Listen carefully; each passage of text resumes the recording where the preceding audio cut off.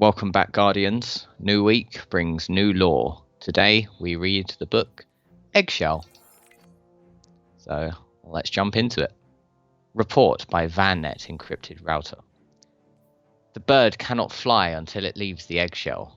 The enemy continues to suggest that we must abandon the traveller. This is a good sign. It would not need to entice us if it could destroy us without effort.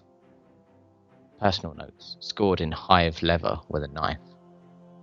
Tidal volcanism and Jupiter's plasma breath made Io into a treasure trove of chemistry for the traveller's work. A good wok must be seasoned in the same way. I am heating it with sunflower oil from Cousin Ash's cache. There were many fine things, all untouched. He denies himself. I ache from the hike. Ikora says I am full of hairline fractures and deep muscle trauma. I never noticed until other pains had healed. The illusions of recovery. One pain obscures another.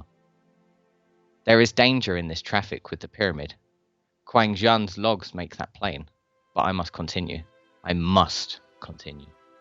What worth have I ever been except that I know the enemy? More worth, Mara would remind me, I am more than my uses. So, what bird would we become if we left the traveller behind? There are 4 obvious examples.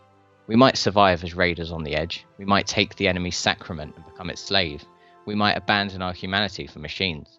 We might rise up in war and build an empire. Yet none of these 4 can be the right answer. Fallen, Vex, Cabal, and Hive all covet the Traveller. They have not left it behind. If all things beyond the Traveller's protection fall under the suzerainty of darkness, not because they serve it, but because they are obedient to its law, then to leave the Traveller would be to join the enemy. There would be no other way. Even so, I am proof otherwise. I move between. There is not only grey between black and white. All the colours are there. And am I not necessary? I would be lost without those who led me back to the light. But if I had not been there to guide them down into darkness, they would all be dead. Who would we become if we were all like Eris Morn? Ah! My wok is on fire! The lore this week seems to be getting rather spicy. No pun intended, with all the food references they're bringing in. I shall see you next week for another lore read.